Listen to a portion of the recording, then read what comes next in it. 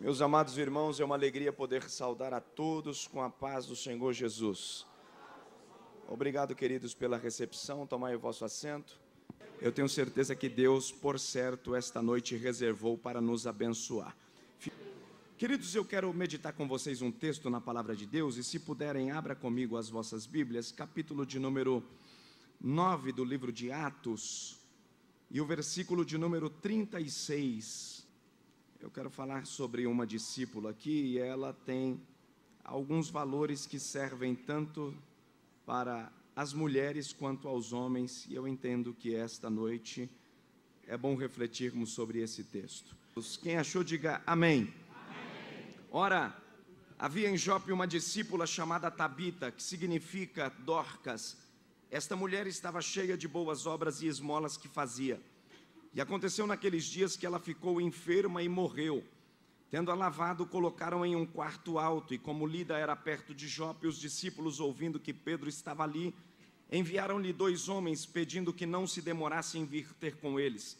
Levantando-se, Pedro foi com eles. Quando ele chegou, levaram ao quarto alto, e todas as viúvas estavam de pé, chorando, e mostrando-lhes as túnicas e vestes que Dorcas fizera enquanto estava com elas. Mas Pedro, colocando todas para fora, ajoelhou-se e orou, e voltando-se para o corpo, disse: Tabita, levanta-te. E ela abriu os seus olhos, e vendo a Pedro, assentou-se. E ele, dando-lhe a sua mão, levantou, e chamando os santos e as viúvas, apresentou-a viva. E isto foi conhecido por toda Jope, e muitos creram no Senhor. Amém. Levante as duas mãos bem alto, bem alto. Diga comigo: Deus. Está fraco, diga: Deus. Eu preciso ouvir a tua voz. Fala comigo, porque a tua palavra me resgatará, aumentará a minha fé, e eu sairei daqui cheio de vontade e desejo de exercer a tua obra. Amém. Diga para quem está do seu lado: Deus procura uma igreja habilidosa. Diga: esqueça os defeitos e trabalhe com sua habilidade. Vire para a pessoa que está do seu lado e diga isso: esqueça os defeitos e trabalhe com a sua habilidade. Queridos, quando a gente olha para o livro de Atos, nós podemos chamá-lo de Atos dos Apóstolos, mas também podemos chamar de Atos do Espírito Santo. Quando o Espírito Santo alcança a igreja de Atos por intermédio de uma promessa que o próprio Deus já havia feito pela boca dos profetas, Joel havia profetizado, entre outros. Esta profecia se dá no cenáculo, onde crentes estavam cheios da manifestação oriunda do Espírito Santo. Esses crentes saíram ávidos por toda Jerusalém, Samaria, Judeia e até os confins da terra, pregando e semeando a mensagem de salvação. E nós vamos perceber aqui que no livro de Atos, esses crentes que estavam cheios da graça, cheios da autoridade, precisavam ganhar outros crentes. E o texto nos diz que em um tempo de grande perseguição, quando Roma perseguia, quando o imposto era alto, quando os publicanos perseguiam os judeus por causa dos impostos altíssimos, esta igreja se tornou uma igreja ávida, fervorosa.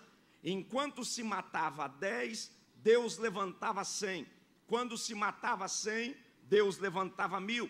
Ninguém fechou a boca desses crentes. O livro de Atos, ele é esplêndido, porque é um livro que começa e não termina. No livro de Atos, o texto fala, quando Lucas escreve a respeito desta igreja, vai falar que nem cadeias, nem a cela, nem as prisões, nem a força do fogo, nem a força da água, nem a ferocidade dos animais calaram a boca desses fiéis. Homens dos quais o mundo não era digno, homens dos quais marcaram toda a sua geração por pregar a palavra de Cristo com autoridade. Homens da simplicidade de Pedro, da simplicidade de Estevão, mas que tinham autoridade em sua palavra e pregavam vendo os céus abertos. Milagres apostólicos aconteceram. Houve uma grande manifestação da graça de Cristo cooperando e corroborando para que esses crentes se tornassem o marco da história, e esta geração se tornou tão poderosa que no último capítulo do livro de Atos, do qual nós nem podemos chamar de Atos dos Apóstolos, mas de Atos do Espírito Santo, porque a cooperação do Espírito Santo é de maneira tão intensa nesse livro, que Lucas chega a dizer: e estes seguiam pregando o evangelho do reino, com toda a autoridade, com toda a propriedade, sem que houvesse impedimento. O Espírito Santo cooperou com os crentes. Quando nós olhamos para esse texto, nós vamos perceber aqui que o Espírito Santo foi designando as tarefas, preparando esses crentes e separando eles para cada um a sua tarefa e o seu trabalho. Nós vemos aqui o Espírito Santo designando pessoas para a mesa das viúvas, para aquelas que precisavam ser servidas. O Espírito Santo separa homens para a diaconia, também separam homens para o trabalho da evangelização. Se nós formos relatar aqui, dentre tantas as pessoas que foram peças fundamentais na obra de Cristo, no livro de Atos dos Apóstolos, nós passaríamos aqui horas e horas mencionando sobre fatos importantes. Mas o importante dizer aqui, que no livro de Atos, o capítulo de número 9 e o versículo de número 36, Lucas deixa um espaço registrado para falar a respeito de uma discípula. Essa mulher que também estava submissa aos propósitos do Espírito Santo, submissa à vontade de Deus. A presença de Deus no livro de Atos, na igreja de Atos, é uma presença tão marcante que o Espírito Santo chega a matar um casal que vai mentir, levando uma oferta pela metade. O texto diz que eles tinham tudo em comum e eles decidiram vender uma fazenda, e pelo valor ser um valor significativo, decidiram deixar metade em casa e levaram metade aos pés dos apóstolos. Ananias se apresenta e logo depois vem Safira. Quando Ananias e Safira apresentou a oferta, Pedro com autoridade disse: mentiram ao Espírito Santo e por isso vocês vão morrer. Morreu Ananias, morreu Safira, houve temor na congregação. Era uma igreja que dividia tudo, era uma igreja que a assistência social funcionava, era uma igreja em que não havia escala, nem tampouco acepção de pessoas na sua questão de formação. Era uma igreja preocupada com as missões e com o trabalho da evangelização.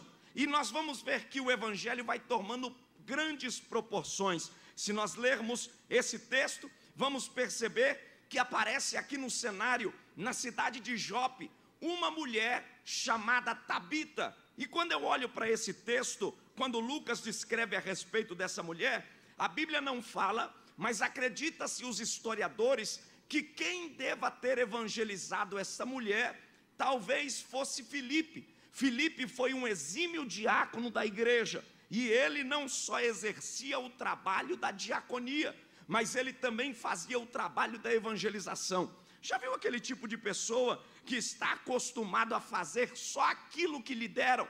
Ele só faz aquilo que entregaram a sua responsabilidade. Ele não é proativo. Mas acredita-se que Filipe, sendo um diácono da igreja, ele não era apenas um homem que cuidava da assistência das viúvas, mas que também evangelizava. E possivelmente ele tenha pregado o evangelho para esta mulher, que se tornou uma peça fundamental na cidade de Jope. O texto vai nos falar que esta cidade era uma cidade onde havia um grande centro comercial. A história também nos conta que a cidade de Jope era uma cidade portuária, era um grande porto da Judeia, do mundo antigo, onde todas as embarcações de mercadorias significativas desembarcavam naquela localidade. Já era um porto muito usado desde o Antigo Testamento. A Bíblia fala-nos que quando Deus enviou uma mensagem para o profeta Jonas,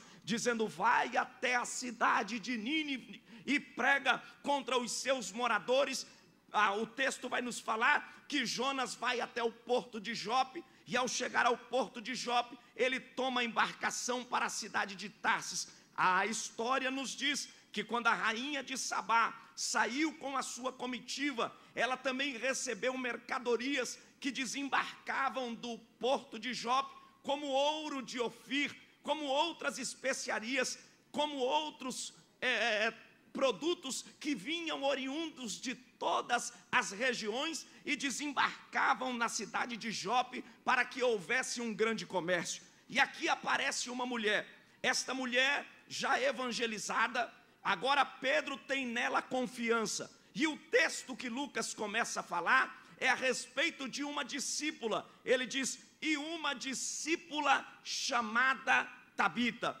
Todos nós sabemos que discípulo é aquele que segue, discípulo é aquele que se submete, discípulo é aquele que está debaixo de uma ordem, discípulo é aquele que não manda, mas recebe ordens, discípulo é aquele que não dá palpite, mas está aberto a sugestões. Esta era a mulher que Pedro conhece, esta é a mulher que está pronta para exercer sua tarefa. E eu fiquei olhando aqui, dentre tantos homens valorosos que existem no livro de Atos, por que Lucas destaca exatamente sobre essa mulher? E eu queria pensar sobre as qualidades dela nesta noite com vocês, sobre a importância de nós, Igreja de Cristo, adquirirmos estas qualidades para termos uma vida missionária, uma vida no labor da obra, fervorosos em Deus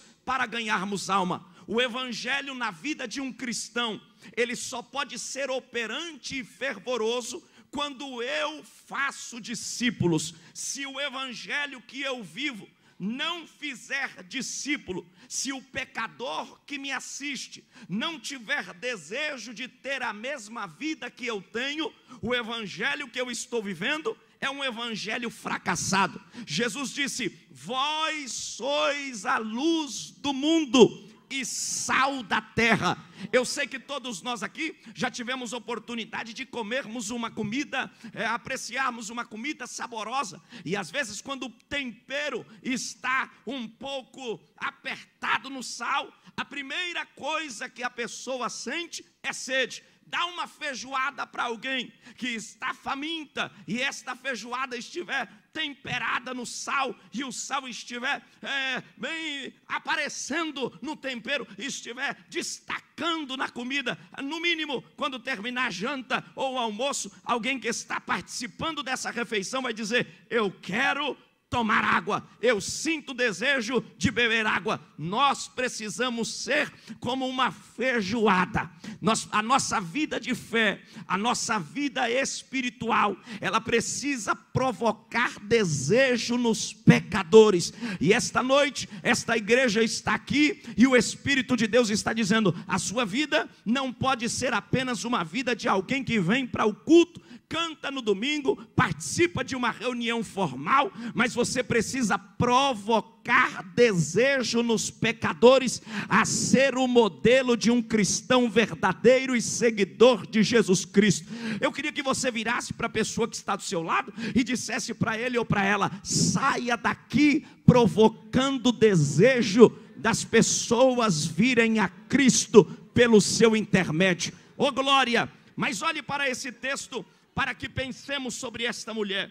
O texto vai nos dizer que esta mulher está operante na cidade de Jope. E o trabalho que ela vai exercer não é um trabalho muito fácil. O trabalho que ela vai exercer é cuidar de uma classe desprezada daqueles dias. As mulheres viúvas eram desprezadas segundo a tradição, principalmente aquelas que ficavam viúvas mais cedo.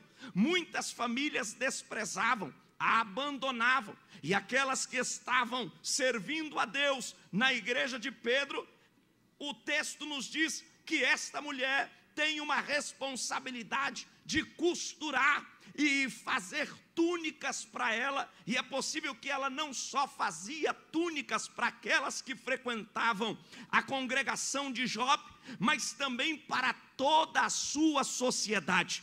A primeira lição que a gente precisa aprender com esta mulher é que a igreja de Deus tem uma responsabilidade de vestir pecadores. Nós temos sobre nós uma responsabilidade de vestirmos os pecadores para Cristo, vestirmos eles de amor, vestirmos eles de caridade, vestirmos eles de benignidade, dos frutos de Deus para uma geração corrompida. Nós estamos aqui nesta noite e cada um aqui possui uma habilidade. Todos nós aqui temos uma habilidade no campo emocional, outra no campo social, e você precisa descobrir o que você pode ser útil para o reino de Deus. Tem gente que diz: pastor, mas eu não sei pregar. Pastor, mas eu não sei cantar. Mas você sabe ser habilidoso no reino de Deus, numa comida que faz, numa roupa que lava, possivelmente na recepção, na hospitalidade, recebendo alguém, dirigindo para alguém, construindo para alguém, ajudando alguém de alguma forma. Deus está procurando esta igreja com este espírito voluntário. Deixa eu dizer uma coisa: nós estamos vivendo um tempo de pessoas egoístas que estão pensando somente em si, pensando somente no seu ego, pensando somente na sua boa vontade, no seu bel prazer.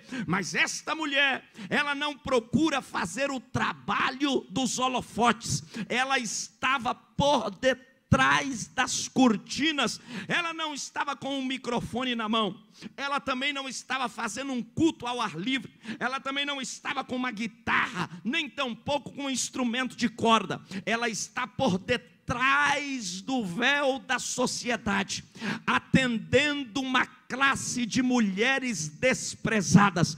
Eu vim dizer aqui nesta noite que todos nós, do porteiro ao pastor, temos uma responsabilidade e carregamos sobre os nossos ombros uma habilidade.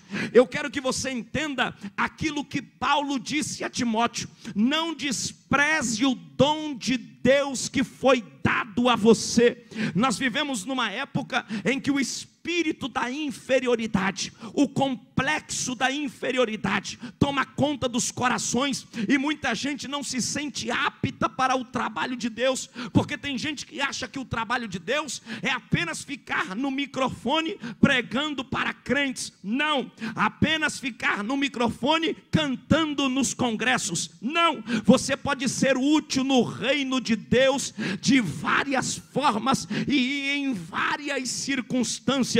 Deus está procurando alguém, e eu quero que vocês se atentem aqui nesse texto e observem que esta mulher, ela não estava com uma vara na mão, ela também não estava com um cajado na sua mão, ela não estava com nenhum instrumento grande a ponto de ser aplaudido, mas ela tinha duas armas pequenas e poderosas, a fim de que todas as viúvas que chegavam a ela, ela tinha condições de vesti-las para que a sociedade as respeitasse e elas tivessem o mínimo de dignidade de ser reintegrada ao posto de suas famílias. Ei, a igreja de Deus tem essa responsabilidade, e eu vim pregar nesta noite aqui para pessoas que o diabo talvez falou: você não serve para fazer a obra, você não serve para dirigir aquela congregação. E deixa eu dizer uma coisa: nunca nós seremos iguais uns aos outros. A cada um Deus confiou uma tarefa, a cada um Deus confiou uma arma, a cada um Deus confiou uma responsabilidade. E eu devo lhes dizer que a sua arma na minha mão não pode ser muita coisa, mas a arma que Deus confiou a você na sua mão, no momento certo e na sua habilidade, ela operará uma grande obra no reino de Deus e destruirá o reino das trevas. Para tanto, eu queria que você segurasse a mão da pessoa que está do seu lado e dissesse, tanto para o homem quanto para a mulher: não importa o trabalho que você exerce, diga: exerça com poder. Diga: porque enquanto você exerce com poder, você está vestindo pecadores. Ei, o papel da igreja é vestir pecadores. O papel da igreja é trazer pessoas para o reino de Deus e anunciar o evangelho com poder. Eu não prego para pastor, eu não prego para cantor. Eu fui chamado para vestir pecadores. Os pecadores, quando vêm à igreja, eles não estão preocupados em ouvir uma música bonita, porque música bonita já tem lá no mundo. Eles também não estão preocupados em ouvir grandes filósofos e sábios. É bom que tenhamos filósofos, sábios, teólogos e entendidos, mas o pecador já vem cansado, porque de todas estas coisas ele já viu lá, ele já ouviu Beethoven tocar, ele já ouviu os grandes palestrantes e coaches falar. Ele vem pelado, ele vem nu, porque o pecado tirou o brio, o pecado acabou com a família dele, o pecado acabou com a sua estrutura emocional, psicológica e espiritual. E tudo que um pecador quer dentro da igreja é receber um abraço e uma palavra dizendo: Jesus te ama, Jesus te ama. Irmãos, e deixa eu dizer uma coisa: nós vivemos numa época em que nós, os crentes, temos armas espirituais e condições para movermos o reino de Deus, e colocamos tudo nas costas do pastor. É o pastor que tem que pregar, é o pastor que tem que profetizar, é o pastor que tem que fazer o trabalho missionário, é o pastor que tem que visitar. E às vezes alguém que senta do teu lado, que é um pecador, que vem desnudo por aquilo que o pecado arrancou dele, ele não quer muita coisa não, ele quer apenas que você pergunte o nome dele. Qual é seu nome? Você veio aqui pela primeira vez? Deixa eu te dar um abraço. Jesus te ama, perdoa os teus pecados, vai abraçar a tua casa, vai fazer alguma coisa por você. Irmãos, esta noite o Espírito está dizendo: eu vou colocar alguém. Esse mesmo Filipe se encontrou com um eunuco que estava lendo e não entendia o que lia, e ele chegou diante de um eunuco e disse: entendes o que lê? Ele disse: como posso entender se não há quem me explique? Ele diz: pois não, é agora que tu serás atendido, é agora. Oh glória, eu estou sentindo a glória de Deus aqui nesta noite. Olhe para cá. O que nós entendemos é que Deus coloca pessoas certas nos lugares certos. Esta mulher aqui é uma mulher que cuida da classe das viúvas.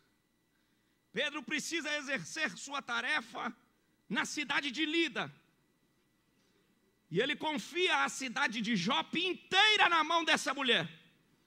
Essa mulher não colocou holofote, essa mulher não usou corneta, essa mulher fez um trabalho por detrás dos bastidores, mas teve um grande alcance nesta sociedade, a tal ponto que quando se mencionava sobre Dorcas, todos sabiam quem ela era, porque ela exercia suas armas com poder. E aí eu tentei entender por que Pedro colocou ela. Poderia ser qualquer um outro. Por que não colocou Filipe? Porque o segredo está exatamente aqui aonde vou lhes falar. O segredo estava no seu nome. Todo judeu, na sua maioria, quando nasce, o nome de um judeu é dado geralmente no momento de seu nascimento. Isso acontece muito no Velho Testamento, e vocês vão perceber. Quando os filhos de Eli morreram, Eli caiu da cadeira e quebrou o pescoço. O texto diz que a arca do Senhor foi levada. Uma de suas noras tem um filho, e com muitas dores a parteira pergunta a ela: qual será o nome do menino? E por conta do fato que se dá, ela dá o nome à criança dizendo: Icabode, foi-se a glória do Senhor. Entre outros nomes. Você vai ver que quando Moisés é retirado das águas, é uma egípcia, mas ela dá o nome de acordo com a história. Moisés, aquele que o tirei da água. Jabes, quando nasceu, causou dores à sua mãe. E a parteira perguntou: como é que vai chamar o menino? Ela disse: coloca o nome dele de causador de dores, que quer dizer aquele que me deu dores ao fazer nascer. Vocês vão olhar vários textos da Bíblia e vão perceber a respeito de várias pessoas que nasceram e seus nomes estavam idênticos ao momento de sua circunstância. E aí eu fui olhar o nome dessa mulher. O nome dessa mulher, traduzido para o hebraico, significa Dorcas. Mas Tabita tem uma conotação muito importante. O nome Tabita significa aquela que se chama gazela ou cervo. E aí eu fui olhar quem era a gazela e quem é o cervo, que é da mesma família.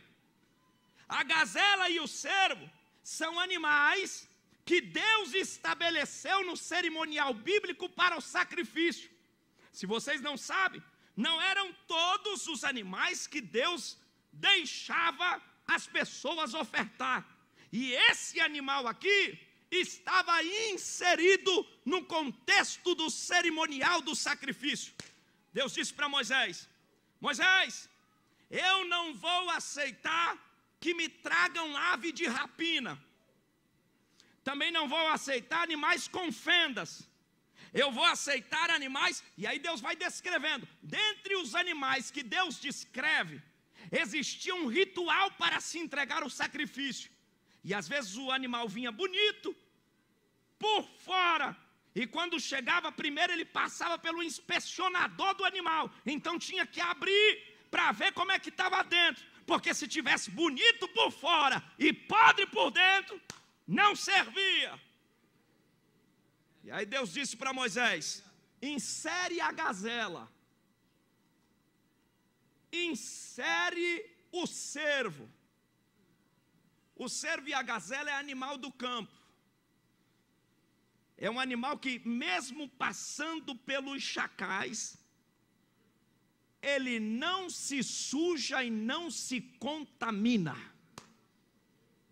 E aqui vem a primeira ordem de Deus para quem quer exercer a tarefa de um obreiro. Aqui é a primeira identidade de quem Deus chama para a sua tarefa. E eu preciso falar porque estou pregando em um culto onde tem domésticos na fé.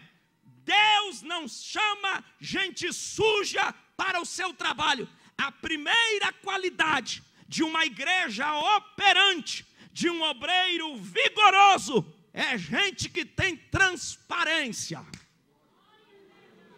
Tem que ter pureza. Não basta ser bonito, não basta ter dinheiro, não basta ter influência, porque a gente hoje está vivendo a ditadura da beleza. A gente hoje está vivendo a ditadura da aparência pessoal. Nós estamos vivendo hoje a ditadura da apresentação pessoal. Quem é? É filho de quem? Parente de quem? Conhece? Tem dinheiro, tem condição financeira, e aí às vezes vai colocando pessoas em lugares onde Deus nunca chamou, mas por conta de ter uma posição, por conta de exercer uma influência.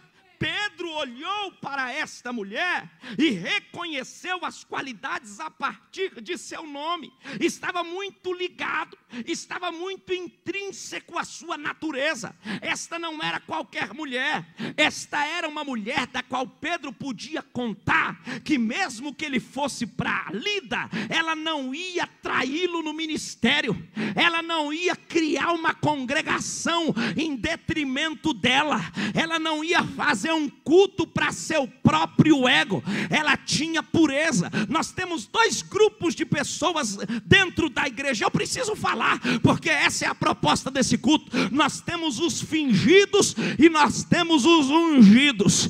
Aquele que finge que canta, que finge que adora, finge que prega, mas o coração não está na obra, o coração não está debruçado na vontade das coisas eternas. Ele está preocupado em saber quanto ele vai ganhar, quanto quanto vão dar para ele, em que posto ele vai ser colocado. Mas essa mulher, ela tem pureza. Percebam vocês que se ela não tivesse pureza, no mínimo ela alcançaria outros patamares, ela atingiria outras cadeiras, mas ela não. Na sua simplicidade, com a agulha e com a linha na mão, ela não questionou o posto de estar por detrás dos bastidores, mas ela está exercendo a sua tarefa. Ela também não colocou melancia na cabeça dizendo: aqui tem mulher que costura para viúva. Ela deixou as próprias viúvas divulgarem o seu trabalho. Ei, em Jope tem uma mulher que costura. Em Jope, ei irmão, quem Deus chamou não precisa colocar melancia na cabeça. Quem Deus chamou não precisa trazer a fama para cima de si. Quem Deus chamou não precisa ficar dizendo: a congregação encheu porque eu cheguei, o trabalho cresceu porque eu estou fazendo. É notório. Vai fazendo o teu trabalho e todo mundo vai ver o teu progresso. Oremanda como a Xandarábia. Oh glória a Deus, oh glória a Deus. Eu queria que você pegasse na mão de quem está do seu lado aí e dissesse para ele: firma-te na pureza do dom em que lhe foi confiado. Eu estou sentindo autoridade aqui nessa noite. A igreja está comigo aqui nessa palavra. A igreja está comigo aqui nessa palavra. Continua cantando nessa tua simplicidade, Eliane. Continua fazendo esse teu trabalho na simplicidade. Em Pontalina, num lugar distante, aonde não tem fábrica perto, aonde não tem indústria para bancar, mas tem gente com agulha e linha na mão. Oh glória! Oh glória! O segredo desse trabalho não é empresário bancar. O segredo desse trabalho não é político vir bancar a igreja. O segredo desse trabalho é que tem Dorcas costurando. Tem dó.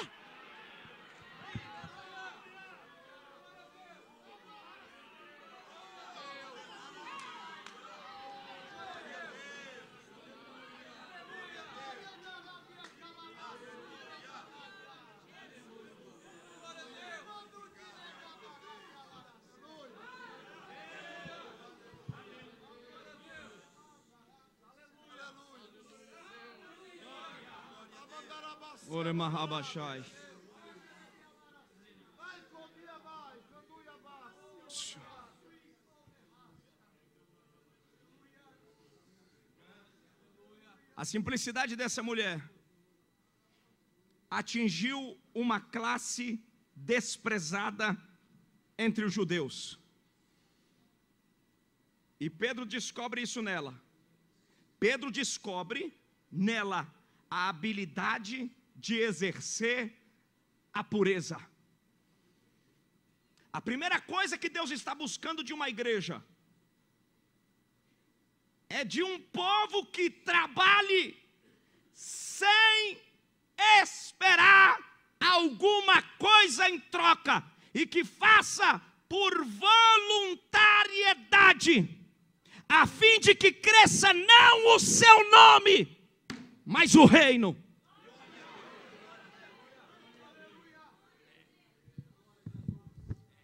Nem ela sabia a proporção que ela ia tomar na cidade. Pastor Eliel, às vezes Deus nos dá algumas dádivas, e às vezes Ele nos coloca algumas ferramentas em nossas mãos que julgamos ela ser pequena, porque nem sempre Deus nos dá uma arma grande, a fim de olharmos e acharmos que de fato vamos fazer um grande trabalho, ou o que está na nossa mão terá visibilidade. Às vezes, e é natural, quando olhamos para a Bíblia, todas as vezes que Deus se utilizou de armas, Deus olha para Moisés e diz: toca o cajado, pega a vara. Diz para Davi: pega a pedra. Deus nunca vem com arma grande, porque o segredo não é o tamanho da arma, é o poder em que nela está. Eu queria que você dissesse para quem está do seu lado, diga: você carrega um poder que nem você tem noção. Oremai, eremachou, remande, coma narrai.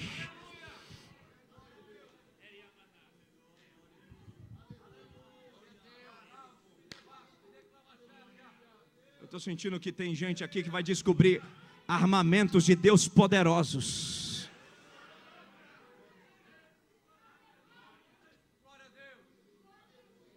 O segredo de Deus está nas armas simples. O segredo de Deus está nas armas pequenas. O segredo de Deus está nas coisas que não têm aparência. E Pedro entendeu que essa mulher era uma mulher com propósito, a fim de ter pureza para exercer aquilo que ela começou e terminar com êxito a sua tarefa. O salmista perguntou: Senhor, quem entrará no teu reino? Quem habitará no teu santuário? E aí veio a resposta: aquele que é puro de mão e limpo de coração. Essa mulher possui essa primeira qualidade. A primeira qualidade que essa mulher possui é pureza, porque estava atrelada a seu nome, a gazela, que tem limpeza. A segunda característica que nós vamos observar aqui, que Pedro olha para ela e entende que ela é uma mulher capaz de exercer esta tarefa, é o impacto da velocidade que ela costura para as viúvas de sua sociedade. Em grandes volumes, é possível que essa mulher apresentava as túnicas para aquelas que precisavam ser vestidas. Irmãos, Deus não chama a gente travado para o seu trabalho. E a segunda qualidade que ela apresenta aqui é a velocidade, porque a gazela é um animal do campo que tem velocidade. A ciência diz que ela corre aproximadamente 70 quilômetros por hora. Quer que eu fale bem aberto? Deus não conta com quem não produz.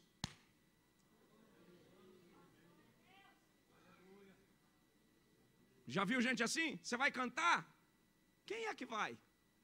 Você vai para a oração? Quem é que vai estar lá? Você vai para a visita? O pastor vai! Hoje Deus está dizendo: desenrola essa carruagem, põe ela nos trilhos e coloca a tua velocidade. Sai da área da estagnação. Nós estamos vivendo um momento em que devemos cantar o hino nacional, deitado eternamente em berços esplêndidos. Nós estamos vivendo um tempo de comodismo, mas essa mulher está altamente envolvida e comprometida com sua sociedade.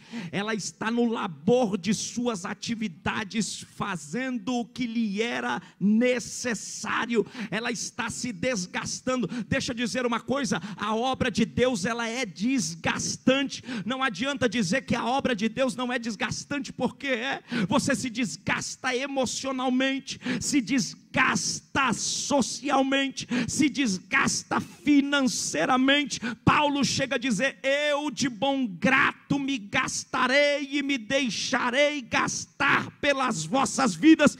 Isto fala do momento em que você embute velocidade. Não dá para fazer a obra de Deus de braços cruzados. Deus está esperando uma igreja operante para esta tarefa. E essa mulher aqui, ela não recebe recursos do governo, ela nem de Pedro ela recebe recursos, mas ela está altamente envolvida, ela está produzindo. A pergunta de Deus para você essa noite é: como está o seu nível de produção no reino de Deus?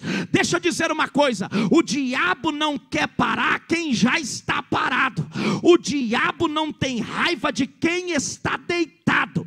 O diabo não quer atacar quem não está fazendo nada. Sabe por que o diabo quer matar quem prega? Porque está em atividade. Sabe por que o diabo detesta quem canta, detesta quem evangeliza, detesta quem está no labor, detesta você que carrega a casa nas costas. Eu estou pregando, eu queria que essa igreja entendesse essa noite. Eu estou pregando para gente aqui que está dizendo: Senhor, porque tudo é comigo, porque todo problema é comigo, porque toda crise cai no meu colo e sou eu que tenho que resolver. Deus está dizendo: é porque a força motriz está no teu vagão.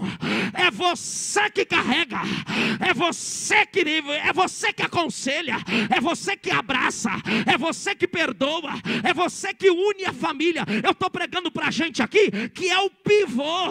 Tudo gira em torno de você. O mais velho não faz, mas você tem que fazer. O pai não faz, mas você tem que fazer. A mãe não faz, mas você tem que fazer. E você acha que o diabo quer matar quem? Ele quer atacar quem? Mas hoje Deus está dizendo: eu vou criar mecanismo de forças em você.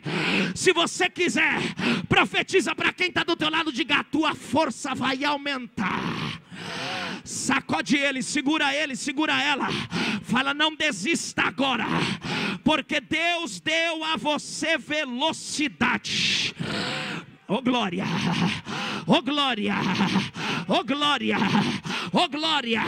Olha a palavra de consolo que o Senhor está dizendo para você: mas os que esperam em mim renovarão as suas forças, subirão com asas de águia, correrão e não se cansarão, caminharão e não se fadigarão.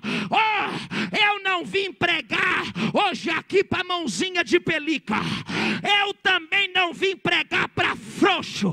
Eu vim pregar para quem já correu e está cansado, porque quem corre cansa. Eu estou pregando para alguém aqui que está dizendo: Senhor, mas eu já corri tanto e parece que não deu nada. Eu já preguei tanto e parece que não fez efeito. Eu já fiz tanto a obra e Deus está dizendo para você: é que você não viu os resultados, é que você está olhando para o cansaço.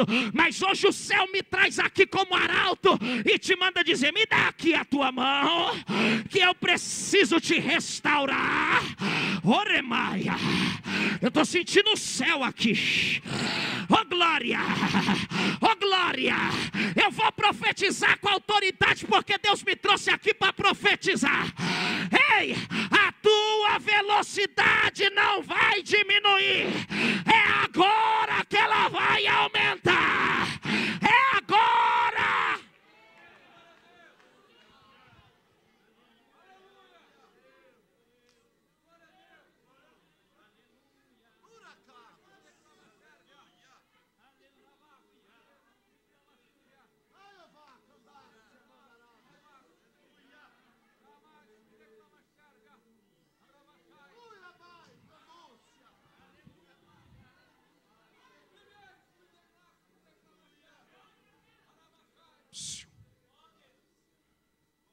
Só quem está na estrada,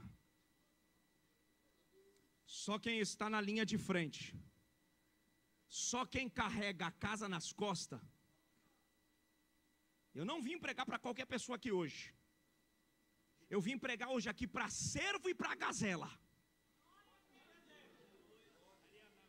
Canai show.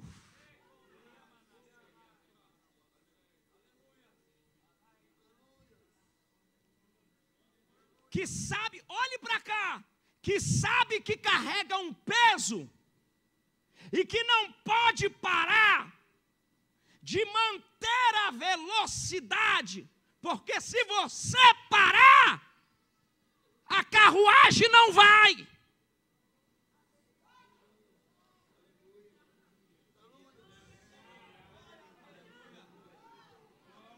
Posso te dar uma palavra, pastor Eliel? Não para.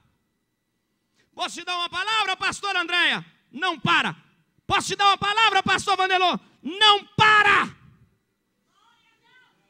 A carruagem está pesada, mas o motor é você.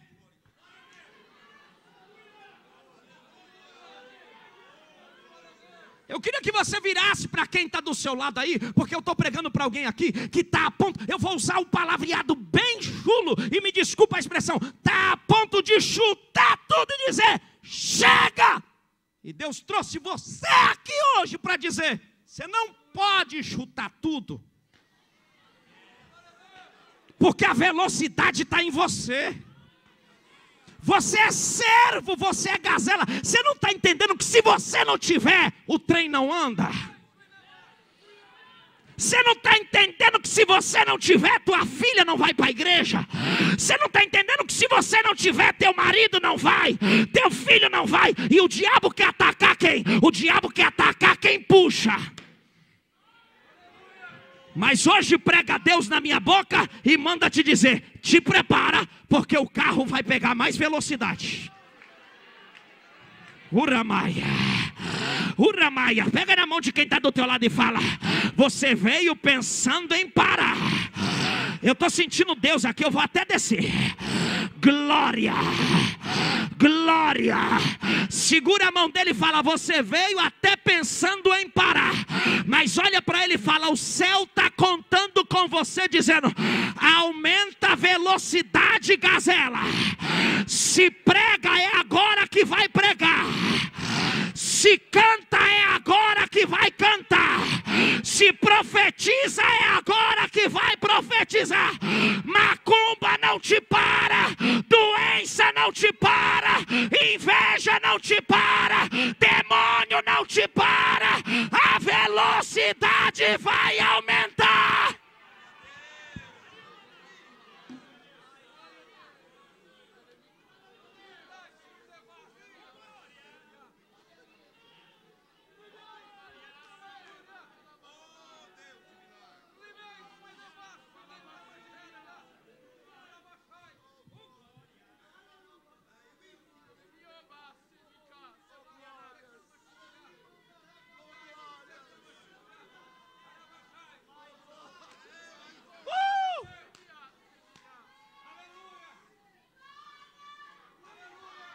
Isso aí é a velocidade de alguém que está aumentando.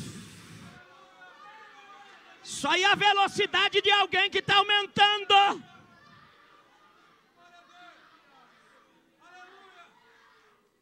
Ouça.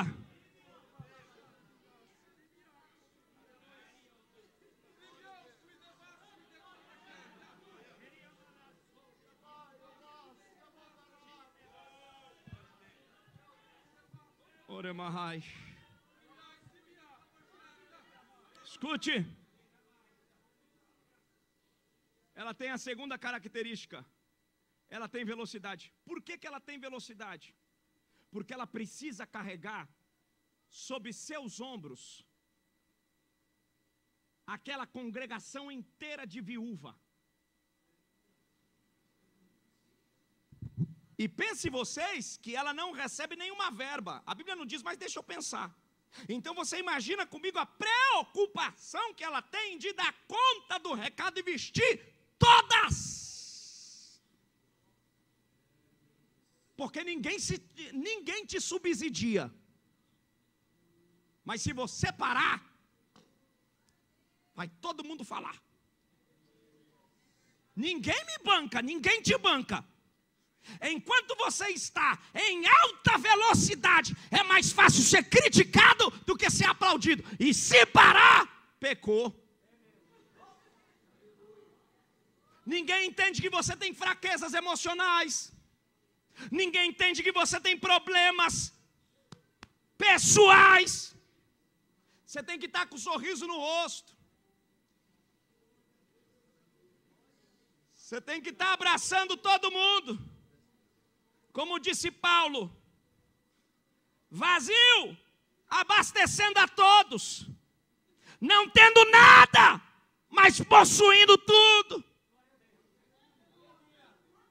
E para a gente não diminuir essa velocidade, tem hora que Deus precisa aparecer no meio do caminho, para mandar alguns reforços. E às vezes os reforços não vêm nem de dentro da própria casa, vem de gente que nem você conhece. Eu Eu vou contar aqui porque eu estou sentindo de Deus. Eu e minha esposa num casamento, nós passamos uma prova muito grande há 12 anos atrás. Estava recém-casado. Eu tinha ficado desempregado porque eu trabalhava numa empresa. O Senhor fechou as portas. E eu tentei lutar para voltar e Deus disse, não volta senão eu te mato. E eu gosto muito de tomar suco de uva. E a minha prova estava tão grande, naquele dia eu preguei em São Paulo, quem conhece São Paulo sabe de onde eu estou falando. Eu preguei numa igreja do Brás, inclusive, ali na Avenida Carlos Lacerda, no Campo Limpo. E eu estava com um carro emprestado do meu sogro. Eu estava numa prova tão grande que o meu carro, para eu vender, eu tive que pagar para o cara aceitar meu carro. Será que eu estava na prova? Eu tive que pagar para ele comprar o meu carro. Estava endividado até o pescoço, não porque eu quis, porque a circunstância me fez entrar. Minha esposa estudando, a gente, tudo fechado, tudo trancado. E eu gosto muito de tomar suco de uva, e a minha prova estava tão grande, eu tinha igreja para pregar, compromisso, dirigi uma congregação ainda, nós dirigíamos uma congregação do nosso ministério, e muita coisa para resolver, mas naquele dia eu fui atender um amigo para pregar. E o que aquele meu amigo me deu, naquele dia, foi o suficiente para eu colocar a gasolina no carro do meu sogro. E ele não podia fazer muita coisa por mim, porque eu fui num gesto de amor para ele, atendê-lo, a congregação muito simples, pequena, e eu fui de fato mesmo para honrá-lo. E o que ele me deu foi um gesto de carinho, só que eu estava com um carro emprestado e o único dinheiro que eu tinha era colocar a gasolina no carro do meu sogro, que eu deveria ir ainda na cidade de Ademar para devolver o carro e voltar para o Grajaú, aonde eu morava, de ônibus. E já tinha alguns dias que eu não tomava suco de uva. E eu gostava muito daquele suco de uva, eu acho que ainda tem hoje, da Super Bom, que quem fabrica é os adventistas. Eu saí ali da estrada do Campo Limpo, ali da Carlos Lacerda, e subi a Carlos Lacerda, quando terminou o culto. Quando eu cheguei na Carlos Lacerda, no final, tem o supermercado Lopes, a padaria Elaine, e um farol, e do outro lado tem a fábrica dos adventistas. E bem grande, do outro lado estava uma placa, um outdoor dos adventistas dizendo assim, tome suco de uva super bom. Irmão, parece que quando você está na prova a coisa te persegue. E aí quando eu parei no farol, minha esposa estava do lado, eu segurei no volante, e quando eu olhei aquele outdoor não era tão grande, mas eu acho que o meu desejo de tomar suco de uva da Super Bom era tão grande, que aquele negócio veio crescendo para mim assim, ó. E escrito, tome suco de uva da Super Bom. Eu me lembro que eu agarrei no volante, segurei, e disse, que vida é essa? Eu vou parar com tudo, eu quero desistir, porque nem dinheiro para tomar suco de uva eu tenho. E minha esposa ouviu, o farol abriu, eu desci a estrada de Itapecerica. Quando eu cheguei lá embaixo, perto do Capão Redondo, meu celular tocou. Quem me ligou era o Otoniel, que congregava com a gente, amigo nosso, padrinho de casamento de muitos anos. Ele me ligou e disse, Gilmar, você está onde? Eu falei, eu estou aqui no Capão. Ele disse, vem aqui, porque a Elisa saiu do hospital, ela tinha sido operada, e ela queria que você orasse por ela, e aí a gente faz uma oração, você unge ela, e a gente compra alguma coisa para comer, vamos lá. E eu disse para a Tânia, vamos lá, porque o Otoniel, é melhor ir lá, não vai ter janta em casa mesmo, a gente come lá mesmo, vamos lá. Aí o Otoniel foi, comprou frango frito, pizza, foi aquela festa, e a gente sentou na mesa. A Elisa contou para a gente como é que foi a cirurgia, e nós ficamos muito felizes, porque foi um processo muito delicado. E eu olhei na mesa, a mesa estava posta, tinha outros amigos que tinham ido lá, e meu coração abatido. E a Elisa estava se convalescendo daquela enfermidade, e eu olhei na mesa, tinha Guaraná, Coca-Cola, tinha tudo, água. A gente bebeu, comeu, ela ajoelhou depois, eu ungi e orei. Me despedi para sair, quando eu estou me despedindo para sair, a Elisa olhou para mim e disse, pastor, espera um pouco aí, porque eu preciso fazer algo e eu queria que você não me levasse a mal. Quando você chegou aqui, Deus falou para mim, sabe aquele suco que está dentro do armário? Você ri porque não é com você. Não serve na mesa. Quando ele for embora, dá para ele. para beber ele e a esposa. Irmão, se fosse Maguari, se fosse Aurora, se fosse qualquer coisa, eu já ia ficar feliz. Mas como Deus não deve nada para ninguém, estava lá, super bom. Segura na mão de quem está do seu lado. Diga para quem está do seu lado, diga, são essas riquezas da estrada, que é o combustível da sua velocidade. Eremai.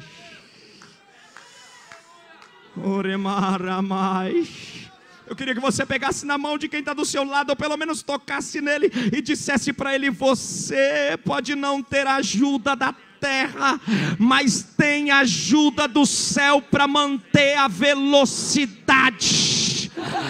Deus está dizendo: se a terra não te bancar, eu vou te bancar. Se a terra não te honrar, eu vou te honrar. Tudo contribui para você desestimular, tudo contribui para a tua velocidade parar. Mas Deus está te dizendo: eu te chamei como servo e como gazela. Avança!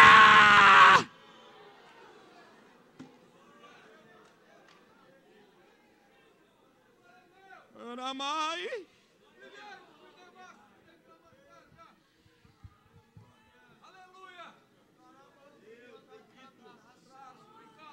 Eu estou sentindo um quebrantamento aqui nesse lugar. Sabe por quê? Porque eu estou pregando para gente aqui que está querendo diminuir a velocidade. Porque como manter a velocidade? Ei, os caminhoneiros pararam e nenhum carro consegue correr porque acabou a gasolina. Só dá para manter velocidade quando tem combustível no tanque.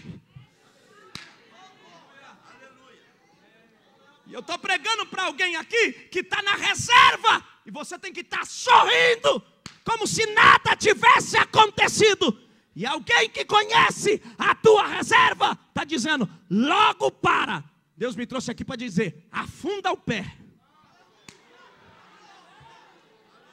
Porque quem te chamou te garante, tu não vai parar no meio do caminho. Oh glória! Você está entendendo essa palavra?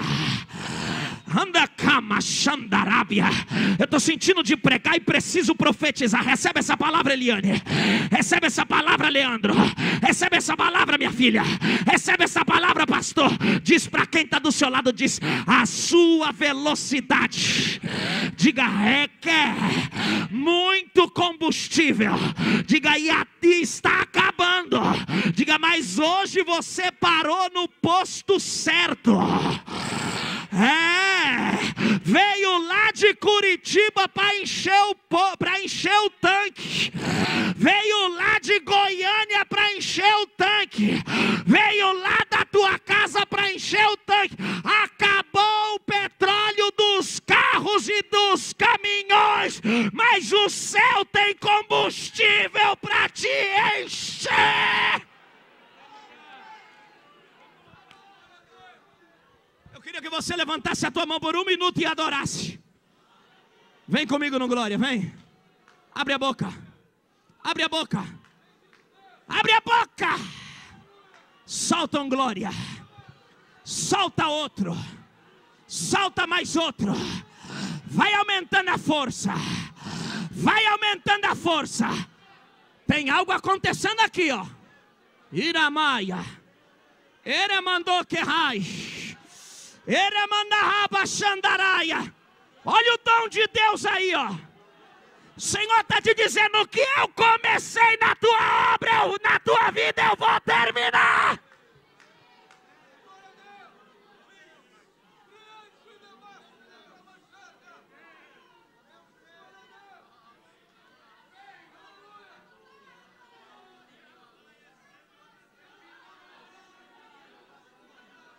Leva esse combustível para os Estados Unidos, minha filha. Leva, leva, leva, leva. Leva essa velocidade, leva, leva, leva, leva essa velocidade. Deus está dizendo: leva.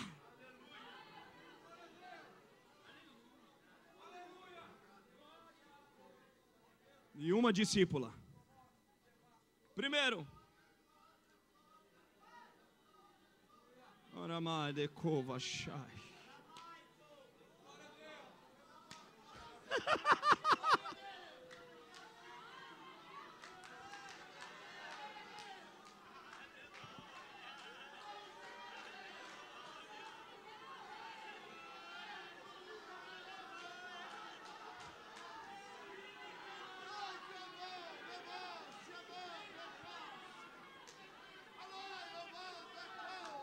eu estou tentando pregar, mas a glória de Deus está tomando conta dessa casa.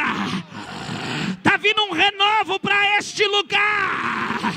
Está vindo um renovo para este lugar. A força está aumentando. Olha a força aumentando aí, ó. Olha a força aumentando aí, ó. Olha a força aumentando aí. Te diz o Senhor, ninguém te para.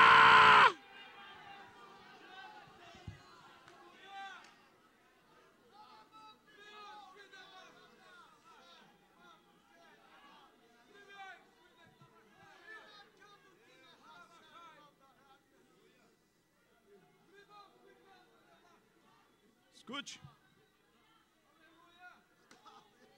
Primeiro, tem pureza. Segundo, velocidade. Foi por isso que Pedro colocou ela. Terceiro, para terminar, ela exala cheiro. E o cheiro que ela exala não é ela mesmo que faz propaganda de si, mas é o movimento. A gazela é um dos poucos animais do campo, e o cervo, que é perseguido pelo seu predador, e o seu predador é ruim de vista. O predador da gazela se chama leopardo, e ele é ruim de visão. Ele corre mais que ela, mas ele é ruim de visão, mas ele é bom de faro. Quando ela não está correndo, ele geralmente não sente o cheiro, mas quando ela passa na velocidade, o cheiro dela, e o diabo, irmão, só corre atrás de quem está em velocidade.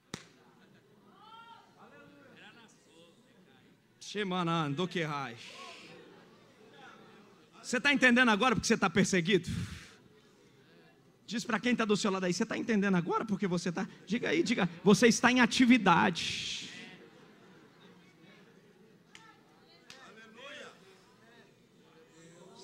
Você está exalando o perfume de Cristo.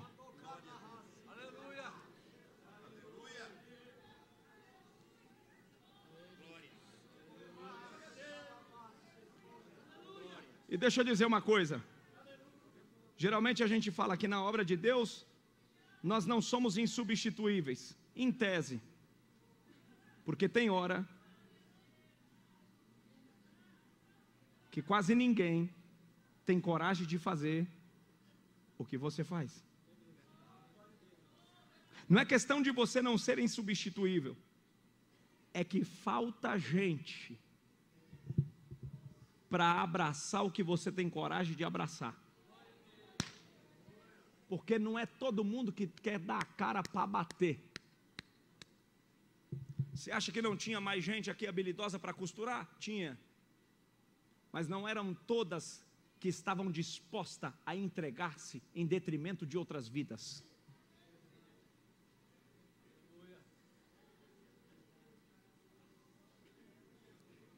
E diz o texto, e por causa disto, enfermou-se. O que tem de pastor doente, o que tem de obreiro doente, o que tem de pai de família doente. E sabe por que essa doença? E na sua maioria doenças emocionais, porque estão se entregando no extremo de sua velocidade, no desgaste de suas atividades, fazendo de tudo o seu máximo, porque ele sabe que mesmo doente, ele não pode parar, porque não tem ninguém para ficar no lugar dele. E Deus me trouxe com uma palavra curadora aqui nessa noite. E te diz o Senhor, não vão jogar terra no teu caixão. Não vão te afundar, porque te diz o Senhor: o que eu comecei contigo, eu vou até o final.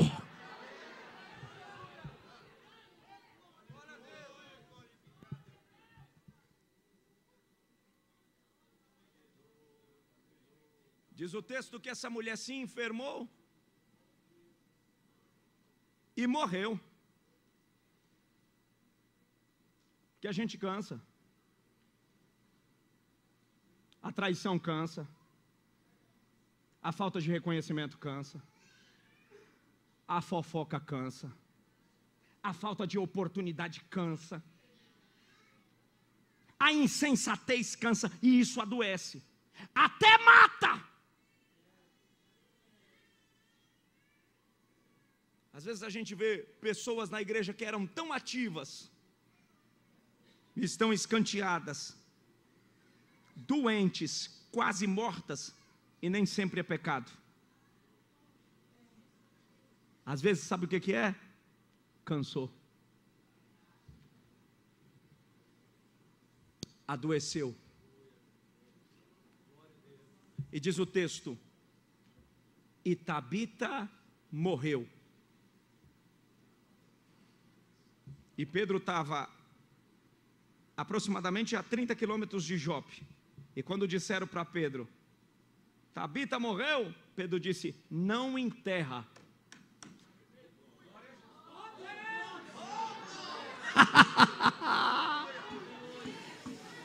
Porque ele sabia que ninguém ali era capaz de retomar as atividades na mesma velocidade que aquela mulher retomava. Sabe o que Deus me trouxe aqui para te dizer? Deus está dizendo: você acha que eu vou te perder no auge dessa batalha? Te diz o Senhor na boca desse arauto aqui: eu sei a tua coragem. Eu sei que você mesmo sem recurso, você entra no meio do inferno por causa do meu nome, para resgatar uma alma. Você acha que eu vou deixar você morrer agora?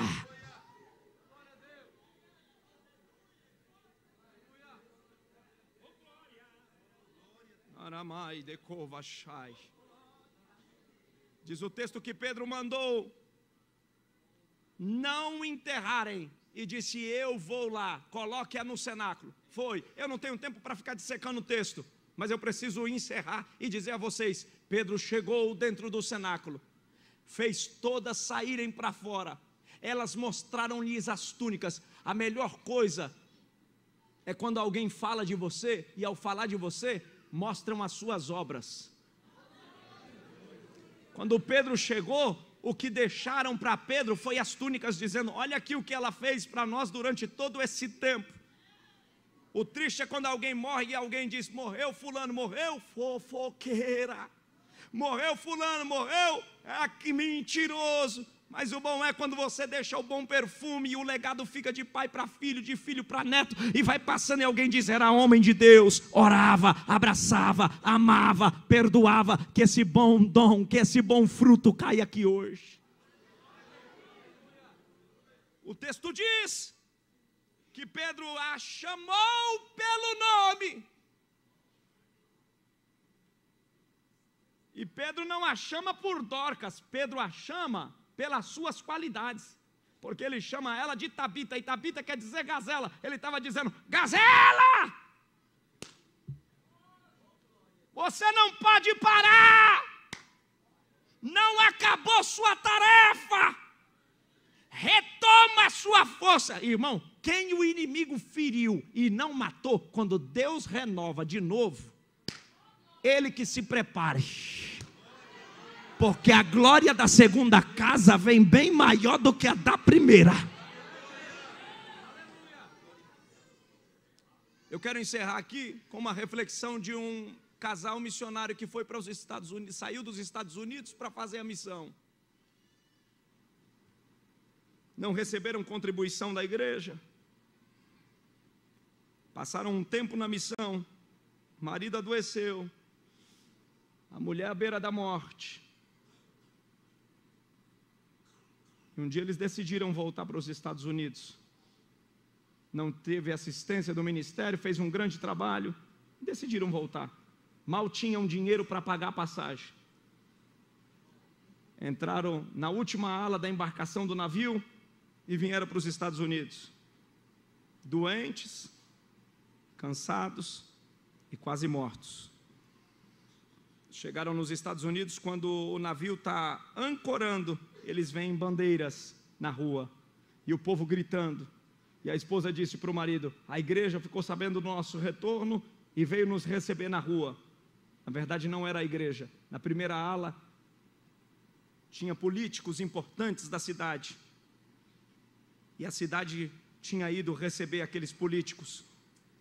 Quando eles saíram, porque estavam na última ala do navio, a rua estava vazia. A mulher se entristeceu, o marido chorando, foram para casa. Quando chegaram dentro de casa, a casa já velha, teia de aranha, insetos, sujeira, o marido acometido de enfermidade incurável, a mulher doente. Ela foi logo para a pia, ajeitando as coisas para arrumar, para lavar e para limpar. Olhou para o marido e disse: isso foi o que Deus nos deu durante todos esses anos de missão que fizemos e trabalhamos.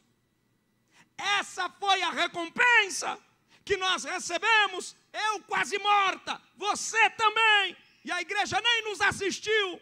Que Deus é esse? Pergunta para Deus o que fizemos para recebermos esta herança, para recebermos esta recompensa. E o marido saiu de casa e ela ficou na pia limpando. De costas ela estava, de costas ela ficou. O marido demorou algum tempo na rua e depois voltou. Quando ele voltou, abriu a porta de casa, ela de costas, decepcionada, quase morta, doente, doença aguda. De costas mesmo perguntou: e aí, Deus te respondeu? E ele falou: respondeu. E respondeu o quê?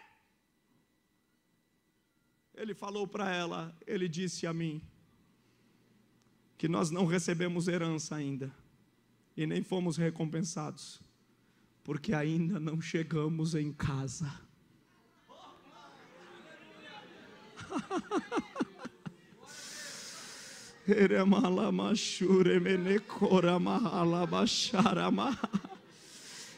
Paulo disse: se esperarmos em Deus somente nesta vida, nós seremos os mais miseráveis de todos os homens.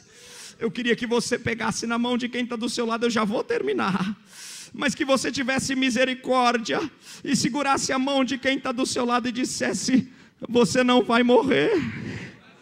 Diga: você não pode parar. Diga: nós ainda não chegamos em casa. Diz para quem está do teu lado: tem uma recompensa para o teu trabalho. Diga: Deus te pagará. Diga: aumenta a velocidade, você não chegou em casa. O céu